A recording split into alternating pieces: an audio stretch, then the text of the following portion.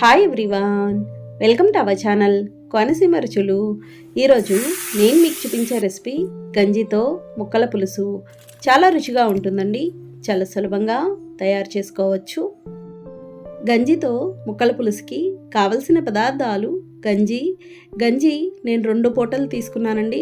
Night అన్నం వార్చింది, ఇప్పుడు అన్నం వార్చింది, 2 కలిపి తీసుకున్నాను. ఈ విధంగా ఉంటుంది. చిక్కగా ఉంటే గనక కొద్దిగా నీళ్లు పోసుకోవచ్చు, మరీ చిక్కగా ఉండకూడదు. ఇప్పుడు ఇది కుక్కర్లో వేసుకోవాలి. మామూలు పులుసు ఎలా చేస్తామో అదే విధంగా నీళ్ళకు బదులుగా గంజి వేస్తున్నాము. ఇప్పుడు ఇందులో ఉల్లిపాయ ముక్కలు, మీడియం సైజు ఉల్లిపాయ 1, వంకాయ ముక్కలు 1 వంకాయ, టమాటో ముక్కలు మీడియం సైజ్ టమాటో 1, బెండకాయ ముక్కలు 4 బెండకాయలు, ములక్కాడ ముక్కలు, అలాగే ఆనపకాయ ముక్కలు, మీకు నచ్చిన కూరగాయలు ఏవైనా వేసుకోవచ్చు. పచ్చిమిర్చి 4 కాయలు, కొద్దిగా పసుపు, తగినంత ఉప్పు వేసి కలిపి కుక్కర్ మూత పెట్టేసి 2 విజిల్స్ రానివ్వాలి. 2 విజిల్స్ వస్తే సరిపోతుంది. ఇంకా ఇందులో కారం వేయమండి, పచ్చిమిర్చి నుంచి వచ్చే కారం సరిపోతుంది. చూడండి, ఇలా బాగా ఉడికింది కదా, ఇలా ఉడికితే సరిపోతుంది. అలాగే గంజితో నేను అంతకుముందు చారు వీడియో కూడా పెట్టానండి, ఆ వీడియో కూడా మన ఛానల్లో ఉంది. ఇప్పుడు ఇందులో పులుపుకి సరిపడినంత చింతపండు రసం, కొద్దిగా బెల్లం, మామూలు పులుసుకు వేసినట్టు ఎక్కువ వేయట్లేదండి, చాలా కొద్దిగా వేసుకోవాలి రుచి కోసమే. ఇవి వేసి మీడియం ఫ్లేమ్లో ఒక 5 నిమిషాలు మరగనివ్వాలి. ఇది ఇలా బాగా మరిగింది కదా, ఇప్పుడు పోపు వేసుకుందాం. పోపు కోసం ప్యాన్ పెట్టి నూనె వేసుకోవాలి. నూనె వేడవ్వాలి.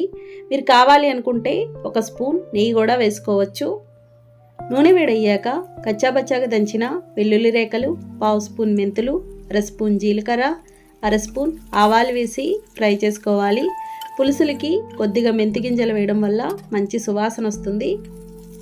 ఇవి ఇలా వేగాక కొద్దిగా కరివేపాకు, ఎండుమిర్చి ముక్కలు, ఇంగువ వేసి ఫ్రై చేసుకోవాలి.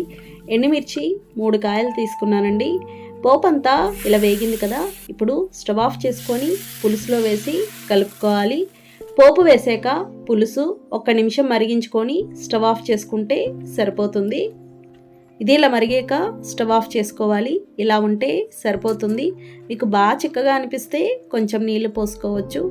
ఇంతేనండి, గంజితో ముక్కల పులుసు తయారైంది. మీరు చెప్తే కానీ తెలియదండి గంజితో చేసినట్టు. రుచి మాత్రం చాలా బాగుంటుంది.